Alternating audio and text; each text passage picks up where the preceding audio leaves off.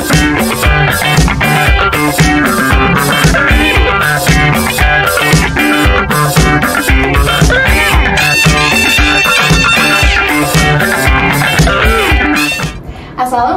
warahmatullahi wabarakatuh. Halo Sobat Kesmas, selamat datang di POMED, Podcast Medical Chapter 1. Nah, kali ini aku gak sendiri nih. Aku bareng narasumber kita yang tentunya sangat inspiratif dan memiliki pengetahuan yang luas tentang pembahasan materi kita hari ini. Oke, kalian pada belum tahu kan siapa narasumbernya? Kita langsung saja perkenalan ke narasumbernya. Halo Kak. Halo. Gimana nih Kak kabarnya? Alhamdulillah baik. Aku manggilnya apa nih? Rania, Nia, Tauran. Naran boleh sih Kak, biar seru. Oke, Biar lebih semangat. energik gak sih? Betul. Oke. Gimana kamu kabarnya? Alhamdulillah baik juga nih Kak. Oke, Kakak gimana? Sekarang kesibukannya apa? Kebetulan aku lagi ngurus organisasi, yaitu Gentasi. Dan kita juga mau ngadain PEMAS ya tentang obesitas atau diabetes juga, melipir lah gitu. Kita lupa, aku belum nanya nama lengkap lu kan? Oh ya, nama aku Devi Wulandari, karena tadi udah keasikan Aku jadi lupa. betul ya. Aku Devi Wulandari, kebetulan aku juga alumni UHAMKA. Wow. Iya, dan alumni Hima juga pastinya. Aduh, Demis. Oh, Demis dong, demisioner. Takut.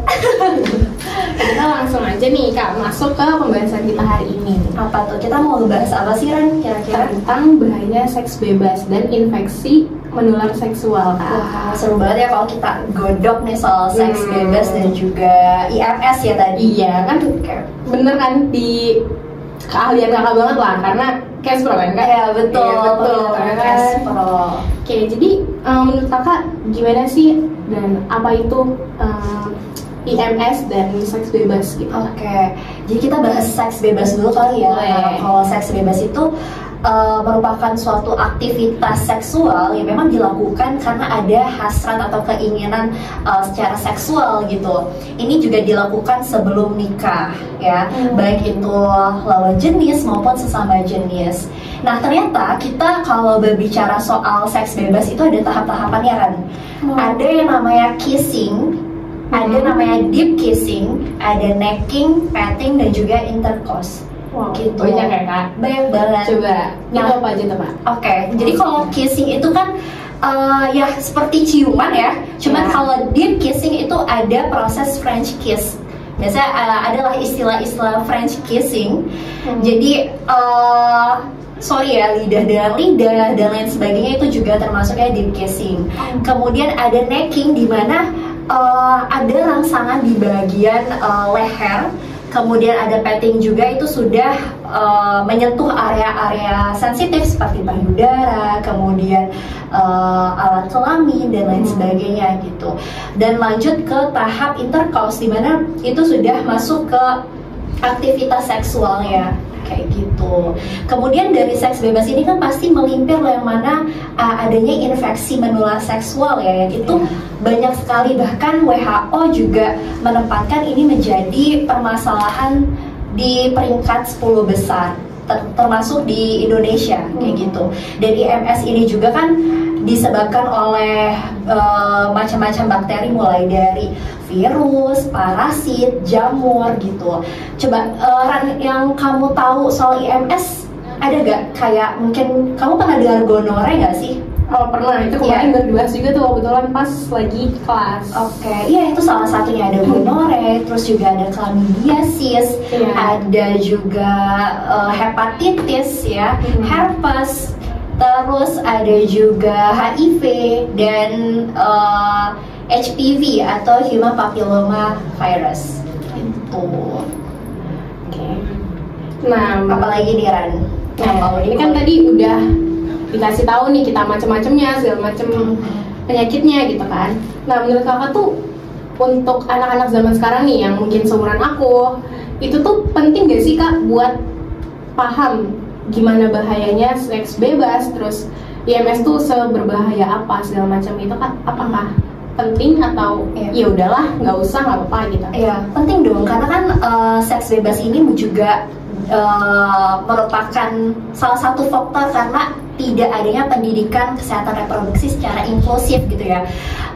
Kebanyakan orang-orang menganggap kesehatan reproduksi ini hanya untuk anak-anak SD, anak-anak remaja mungkin, ya itu memang perlu gitu. Tapi perlu diketahui kalau misalkan Rania pernah tahu nih kasus Agus Buntung ya, nah itu kan dia memiliki keterbatasan fisik, yang mana dia juga sebenarnya perlu.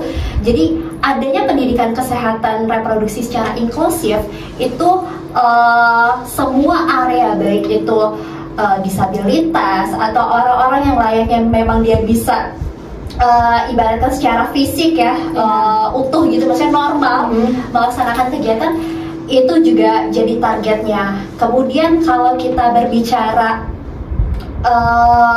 lingkungan, itu juga penting. Lingkungan keluarga tentunya, dimana kalau pola asuh orang tua seperti permisif ya, permisif ini artinya orang tua memberikan kebebasan ke anaknya. Nah itu juga akhirnya anak lost control gitu kan, nggak terkendali. Yang namanya remaja, kita di posisi yang labil, mencari jati diri, akhirnya segala sesuatu dicobain, penasaran bawaannya, kayak gitu. Kemudian ada lagi media-media ya, tentang konten segala macam, dan itu juga perlu kita seleksi. Bahkan ada juga kan fitur untuk nge-report dan juga ngeblokir konten-konten yang memang sepertinya ini tidak perlu untuk ditonton, seperti itu. Nah, kira-kira kalau kurang paham gitu ya Kak, kan maksudnya nggak semua orang memiliki kesempatan juga untuk melanjutkan pendidikannya sampai tahap yang tinggi. Nah itu kan berarti ada kekurangan pengetahuannya ya. Nah itu tuh gimana bakal berpengaruhnya? Terkait pendidikan ya, terkait pendidikan sangat amat berpengaruh. Jadi kan tadi ada 3 aspek ya, pendidikan, lingkungan, dan juga media. Ini ketiganya berpengaruh. Sebenarnya kalau ngomongin soal pendidikan, kita nggak perlu harus pendidikan yang tinggi untuk bisa paham soal seks bebas ini, untuk bisa paham IMS, tapi kesadaran aja dari orang tuanya untuk anak saya harus memahami sistem reproduksinya seperti apa, fungsinya seperti apa, kemudian hak-hak reproduksinya juga perlu diketahui, seperti itu. Selanjutnya di lingkungan juga kita sebagai orang tua perlu untuk bisa mengontrol, mengawasi anak-anak, lingkungannya seperti apa, lingkungan pertemanannya. Kemudian kita juga sebagai anak harus bisa memilih pertemanan yang baik yang bisa memberikan dampak positif gitu. Kalau bisa, kamu pernah kan mendengar pepatah berteman dengan penjual minyak wangi akan menjadi wangi. Nah itu salah satu contohnya, itu peribahasa yang memang benar terjadi gitu, bahwa kalau ketika kita ada di ruang lingkup pertemanan yang sudah mulai bebas, artinya kita juga akan ikut bebas gitu. Kemudian ada media juga. Kita tahu media ada berbagai kanal ya, seperti TikTok. TikTok itu ada juga cuplikan scene-nya ya, di mana salah satu scene-nya mungkin adegan-adegan yang vulgar, adegan pornografi. Kemudian di YouTube juga, selanjutnya ada juga di Instagram dan lain sebagainya. Padahal kalau kita korelasikan dalam perilaku biologis, ini ada yang namanya aktivasi sistemik gitu ya. Jadi di otak kita tuh ada 2 bagian, Rania. Ada amigdala dan juga ada neurons. Nah jadi amigdala ini yang akhirnya merangsang kita untuk merasakan respon tegang ya. Kemudian dia di nukleus ini itu ada perasaan bahagia. Jadi makanya kenapa 2 aktivasi ini akan menjelaskan bagaimana seseorang bisa terpengaruhi secara emosional dan juga fisik setelah dia menonton konten-konten pornografi. Dan ini juga merupakan salah satu proses evolusi otak untuk bisa memotivasi seseorang melakukan perbuatan seksual kayak gitu. Jadi ya apa yang kita tonton akhirnya persepsinya kita tangkap. Karena kita udah merasakan ada kesenangan, ada rasa puas bisa jadi karena tidak tertahan, akhirnya dia melakukan perbuatan seksual itu. Karena perasaan juga mungkin ya Kak. Betul. Coba gitu ya. Iya, dicoba gitu. Apalagi dia aku mau nanya juga nih Kak. Apa aja sih pengaruh komplikasi yang disebabkan oleh IMS? Dan gimana dampak psikologis seks bebasnya itu sendiri? Oke, nah tadi kan sudah disebutin ya banyak banget IMS, gonore, terus juga ada chlamydiasis.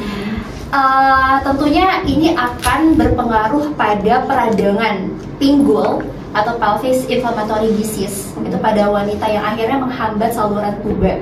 Kemudian pada wanita itu sendiri akan mengalami keguguran, selanjutnya akan mengalami lahirnya bayi prematur seperti itu.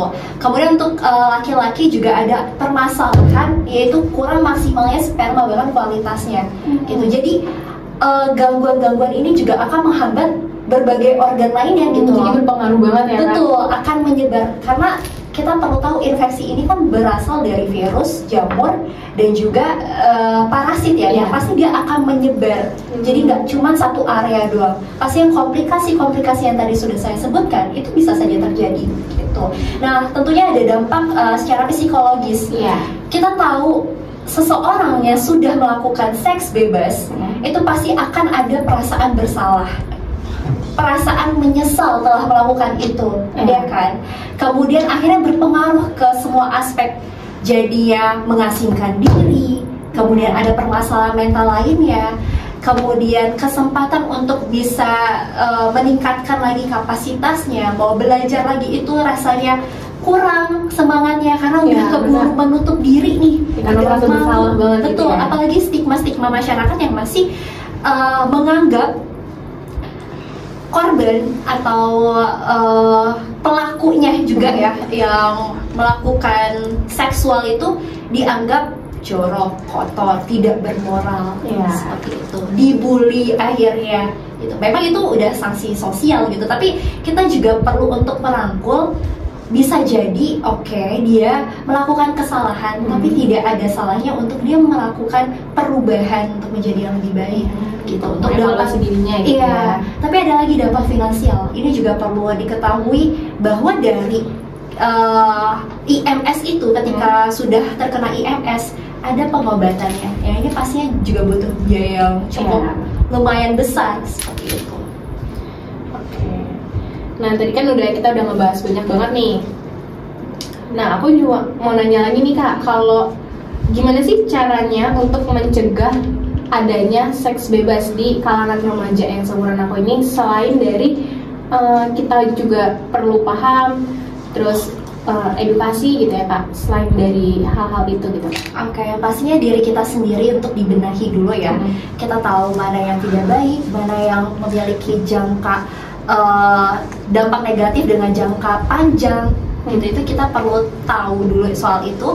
Kemudian coba untuk bisa alihkan dengan hal-hal yang positif. Banyak yang menurut aku tren-tren TikTok itu akhirnya menambah produktivitas kita, seperti olahraga, menggunakan platform Strava, terus juga Pilates ya kan. Kemudian lagi trending juga baca buku. Nih buku ini rekomen banget untuk dibaca, itu juga bisa tuh. Atau melakukan hobi-hobi lainnya. Kalau sekiranya memang punya hobi memasak, ya coba untuk alihkan ke aktivitas seperti itu.